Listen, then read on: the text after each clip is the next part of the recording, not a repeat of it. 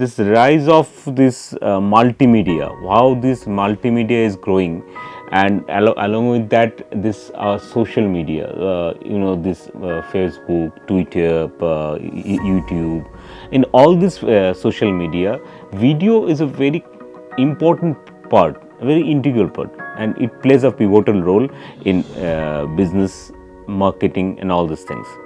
So day and day night, it is increasing the chances of working as a content creator who can create corporate videos, who can create a lot of things in audiovisual.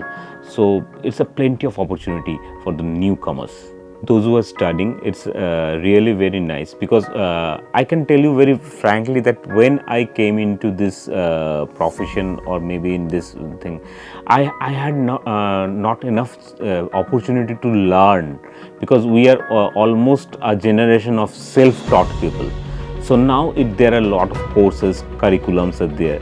When they study their courses minutely, and they need to follow other works, because whenever you are thinking about creating your own content, creating your own video, own audiovisual, you have to look into other works, because if you don't look other works, then you won't learn.